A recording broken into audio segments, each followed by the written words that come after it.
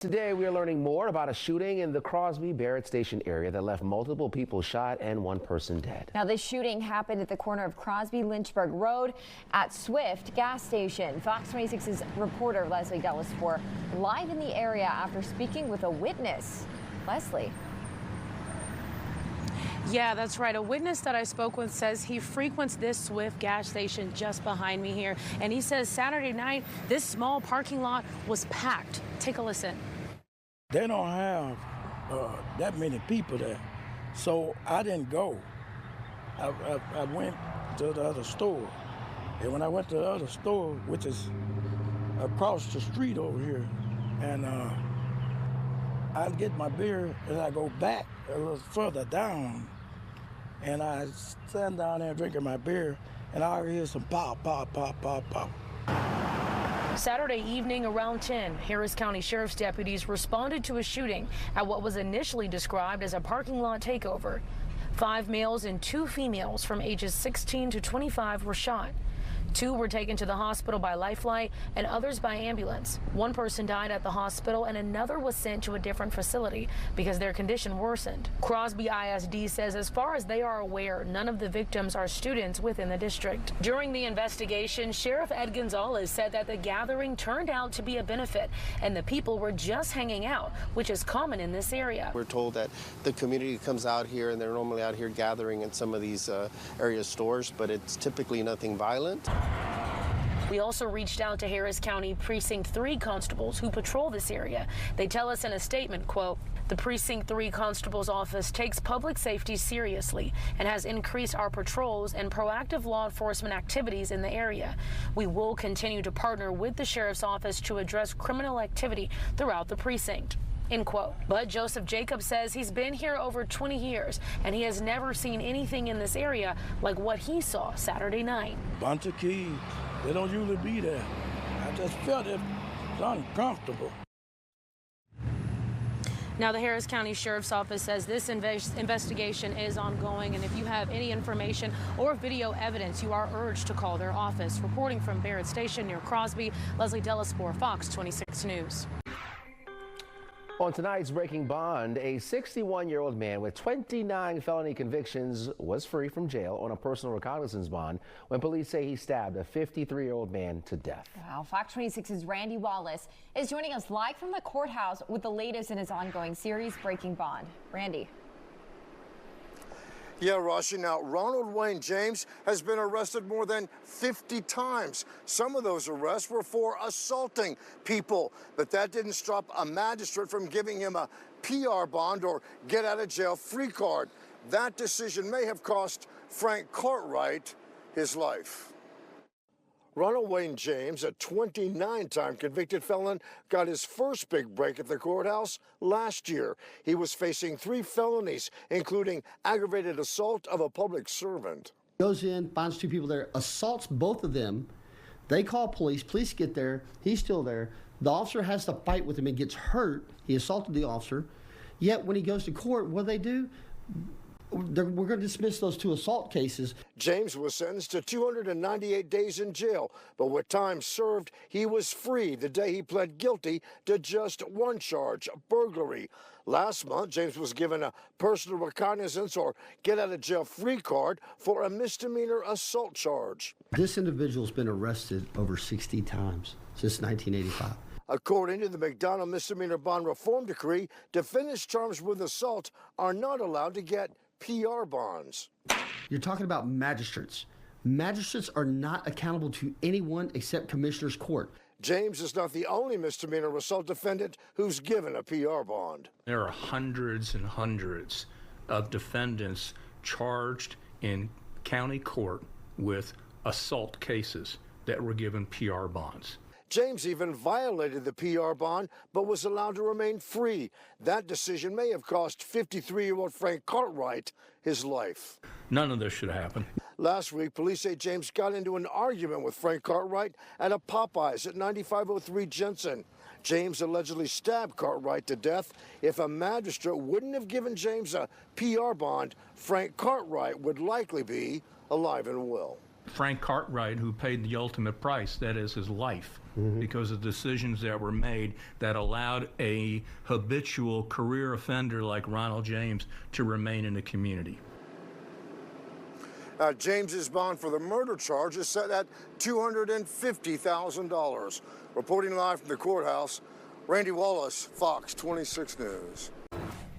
An Ojos Loco security guard was arrested and charged, accused of tasing two customers he thought dined and dashed, but later investigators say they paid. Wow, our Abigail Dye actually spoke with one of those victims in a story that you're only going to see on Fox. She's joining us now live from the Harris County Courthouse. And Abigail, I know that the victim is been pretty upset about this whole situation and spoke to you. Absolutely, Caroline. He says he's got 10 stitches, a broken wrist after being tased and then pepper sprayed all over some wings to go. I feared for my life. I was laying down on the side of the street and my life, flashed right by me and I didn't know what to do. I felt very helpless. Isaac Maduro is one of the two people tased Friday at the Memorial City Ojos Locos. Court records say Ali Abdul Karim Al-Sidi is the security guard accused of doing it. Bring me back to Friday and explain to me from start to finish what happened. We ordered some weeks to go. And as we paid our tab, we walked out the door. The security guard came running outside, stopped us, and we stopped, and we walked back over there calmly. He told us that we didn't pay, and we told him that we did pay. And he tased me 3 times, pepper sprayed me. Was there any point where you or your friend fought back? No, not at all. We did not fight back. We did not run. If that was the case, the constables would have took us to jail too. Precinct 5 constables say they arrived on scene, reviewed security video, and verified that Maduro and his friend paid, then arrested Al-Sidi, calling the tasing unlawful. It's horrible feeling. I got tased once. I didn't fall down, so I guess that's why he tased me 2 more times until I fell down. I fell on my head and I busted my head open. I have staples on my head. I got my wrist broken. Thank God for the constables there. They helped me out. If it wasn't for the constables and the EMS, I would probably not be here. We reached out to Ojos Locos with a number of questions about Al-Sidi's employment and the situation, but they responded only confirming that they do contract third-party security and that they have no comment on this situation. Sometimes, no matter what you do, you can still, be hurt, even if you stay calm, so you just have to be careful, stay inside, make wings at home. We did reach out to Al-Sidi's defense attorney, who says they have no comments at this time, and records do show that Al-Sidi posted his $100 bond on this misdemeanor count. For Fox 26 News, I'm Abigail Dye. This is 31-year-old Kara Hernandez. She used to be a teacher at Ronald Thornton Middle School with Fort Bend ISD. She was arrested on February 14. According to Fort Bend ISD, in September, allegations of past inappropriate conduct by a Thornton Middle School staff member were brought to the district's attention by a former student. Hernandez faces 2 charges. The first is indecency with a child, including sexual contact, and the second is improper relationship between educator and student. In a letter sent out to parents at the school, it reads in part, quote, Fort Bend ISD immediately began an investigation and the staff member was immediately removed from the campus and placed on administrative leave pending the outcome of the investigation. The staff member will not be returning to FBI SD. Hernandez has a $50,000 bond, $25,000 for both charges. Reporting in Fort Bend County, Jonathan Mejia, Fox 26 News. A wolf in sheep's clothing. That's how these parents describe 34-year-old Delphonte Diamond. He's convicted of sexually abusing their teenage daughter for several years after a jury found him guilty last week. Diamond worked with the best of the best NFL names like Tank Dell, CeeDee Lamb, Deebo Samuel, and Saquon Barkley. In 2022, he was charged with 2 counts of sexual assault on a child, 1 aggravated. The charges were then dropped, and it seems from our reporting, Diamond continued to train. This is an interview we did with him about Dell's career in 2023. Anything you need in the receiver, he has. In 2024, those charges were refiled. Kimberly Bryce Davis and Stephen Davis say their daughter was his victim. He was molesting her and had been molesting her since 13 years old. It started with her joining his prayer line. That's what happened. She joined his prayer line. She came out and told some things that she did, and he used it over her head, basically like blackmail. And as a mother, what was that like for you to find out? It was heartbreaking, especially he was supposed to be family. He was married to my niece. So it was heartbreaking. It was rage, anger, all at once. Had me feeling like I feel as a parent because, you know, that's my baby girl, you know. They found out about the abuse in 2022, which started 3 years earlier. He would go up to the high school and pull her out of class. He's not on any of our paperwork. And once they went to police, we never seen or heard from him no more when we're saying this is going on. He just like fled. We don't know where he went. We didn't see him again until it was the first court date. after a 3-day trial, a jury convicted Diamond last week, and he was sentenced to 20 years on one count and 25 on the other to run concurrently. The evidence was going to prove itself, and it did. When I reached out to you, why did you decide to do this? I feel like it's important to get it out. Everybody knows him for the good he does, right? For the godly, the trainer. But what about the real person he is deep down inside? He's a wolf in sheep's clothing. And I feel like it's more victims, and I feel like they should come forward. Give them more time. Go tell someone. If it's happening to anyone, I feel like they need to tell someone. Records show that Diamond has filed an appeal. I have reached out to his appellant defense for comment, but I have yet to hear back. For Fox 26 News, I'm Abigail Dye.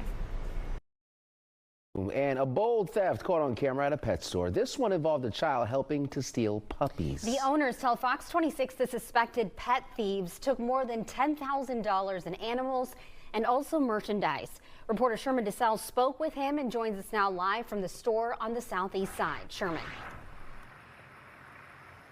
Yeah, good evening, Anthony, Rashi. So this has been overwhelming for the owners of the pet place off of Beamer.